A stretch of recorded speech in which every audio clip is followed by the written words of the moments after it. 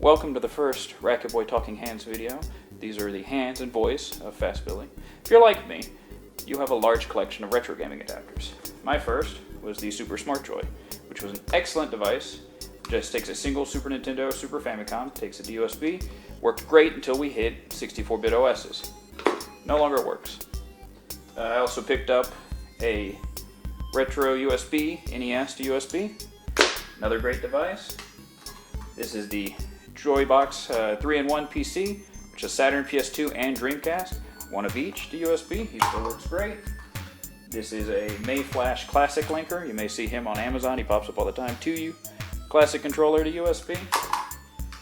But sometimes you need the Super Joybox 5 Pro, who takes 4 PS2 to USB. Now that's a whole bunch of adapters that adapt a whole bunch of controllers. They all work, but they have quirks. As I mentioned earlier, the Super Smart Joy no longer works on 64-bit OSs. The Super Joybox 5 Pro, if you have him plugged in when you boot your computer, it blue screens. Nobody knows why, it just does it, every single time. So what if we took all of these devices off the table? What if we combined them into one device that doesn't have these issues? It mounts as a HID, or human interface device, so it'll work on your Raspberry Pi, all versions of Windows, Linux, Mac, your PS3, your Ouya or Ouya. My buddy Uyalao sent me this device that he created. This is a beta build of the Blissbox 4Play. It does all that and more.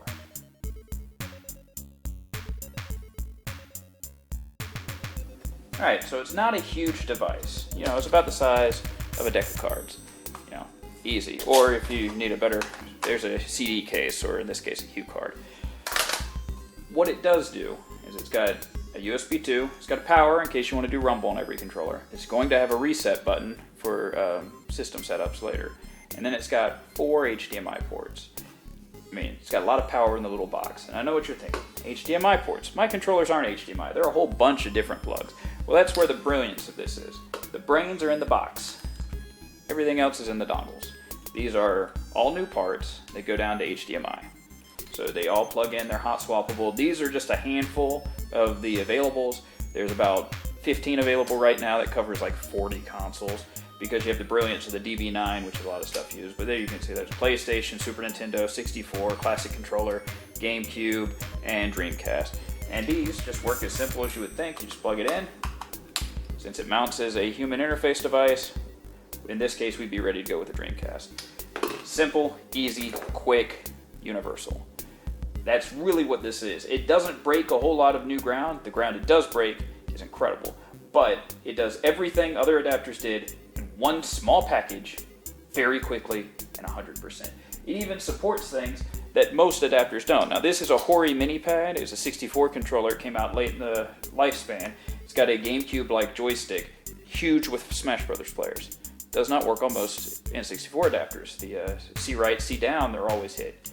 So it's useless. But it works flawlessly in the Blissbox 4Play.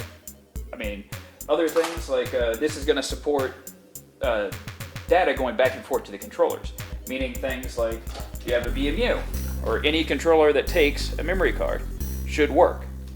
Now, it doesn't work 100% right now. It can be updated to be added in later. Other things like the GBA link cable. Once the emulator supports it, it'll be able to send data back and forth to the controller. Vectrix 3D Imager, that's another one. Apparently, according to Ulao, the Imager works, but I didn't get an adapter for it, so I couldn't test it. Mine's sitting in a box over there. But it also supports pressure sensitivity for your PS2, which is not a huge deal, but when you think about it, that's something that nobody's ever gotten right yet. Again, it's like the Hori mini pad. It's just something that nobody's done correctly that now works perfectly. Simple, easy. You know what? Let me just stop talking about it and show it to you in action.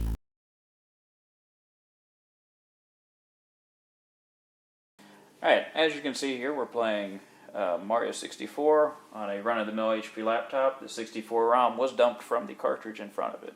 We have a standard N64 controller hooked up to the 4Play using the dongle. 4Play's hooked up through USB 2. And everything works fine, it's just going. I apologize if you don't hear the sound effects. The sound is set low, so you can still hear my amazing voice.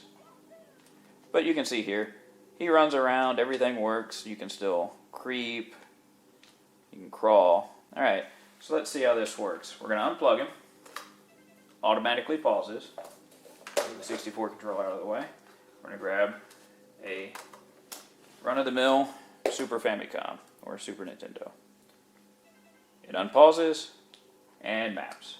Now, the buttons are a little weird because they're mapped for the other controller. Again, there's going to be some things like that when you swap, nothing that a quick jump to the settings can't fix. So I don't have a Z button, so I don't have that option. But everything works. You'll notice he's always running because this is a digital D-pad instead of an analog stick. So there's no finite control. He's just going to keep running. So, you know, that's not a huge deal. Let's unplug it. Put that to the side. Let's grab ourselves something a little bit more exotic. A Dreamcast controller. Dreamcast is plugged in. Give it a second to hook up. And we're off and running.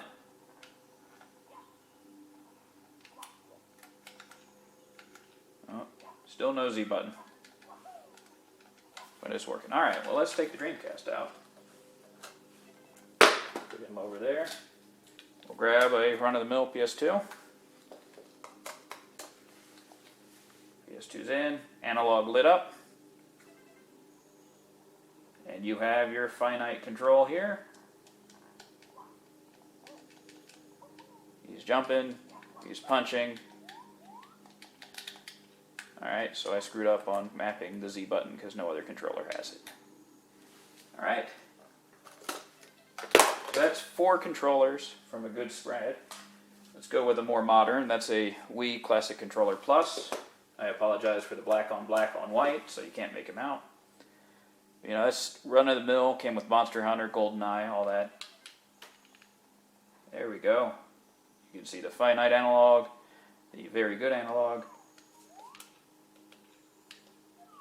The fact that I still screwed up the Z button. But Mario runs around. No big deal. Let's go for something else. Alright, he's done. Off on the side. Here's a launch GameCube controller. Plugged them in.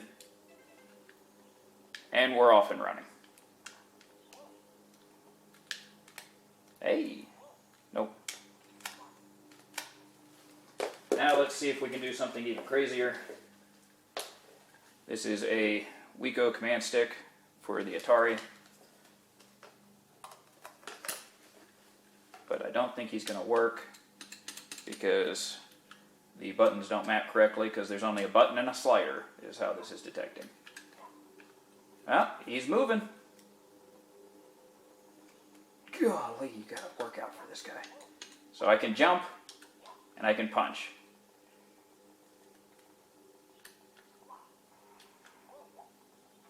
Let's see if I can beat a level. Nope. But you know what? At the end of the day, he's unplugged. I hit some sort of setting. And we're going to go back to the mini pad because it's something that's never worked properly.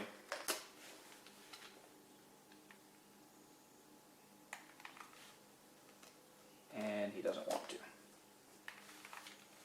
Again, it's a beta build of the product. Some things don't work. But there you go. It worked on everything else in one swoop. You saw how fast it moved. I mean, nothing I've ever used, and as you've seen, I've used a lot of adapters. I own probably 40 of them. This is the best one. I will be selling every other adapter I have to get this. I mean, it's amazing. It's small, it's tiny. There he is. Again, deck of cards. This, I mean, I've been playing games all my life. This is the single best piece of hardware I've ever gotten the ability to play with. I mean, you just saw everything in one go. The only hiccup was the mini pad. I mean, it works. I beat Shadows of the Empire with it earlier, but for whatever reason it didn't want to work right now. That's probably because we're filming. You also saw my face a couple times. But that's it. It's currently on Kickstarter. I highly, highly recommend going to do this. First, let me apologize for this abrupt cut and degradation of video. Originally, this was supposed to end with that last clip, but shortly after I ended, I discovered the option I hit when I put the Wico stick down before hooking up the mini pad unmounted the control system somehow, so that's why the mini pad didn't work. So here's some quick footage of me playing GoldenEye very poorly with a green mini pad so you can actually see it. This is just to showcase that the mini pads do work fully, you know, because that's actually a big deal to some people. Like I said previously, this is simply the best piece of fan-made hardware I've ever used. Highly recommend it, and can't wait to get my hands on the final build of the product. To be perfectly honest, I've been using it more to play PC games than emulating. WizOrb with Atari paddles is pretty awesome. Towerfall with Super Nintendo controllers is simply perfect. I would really like to thank Ulau and Adam of the Blissbox team for letting me borrow this build, Kevin MacLeod for his amazing music that we're using in the background, and of course you, the viewer. These have been the hands and voice of Fast Billy. Thank you for your time.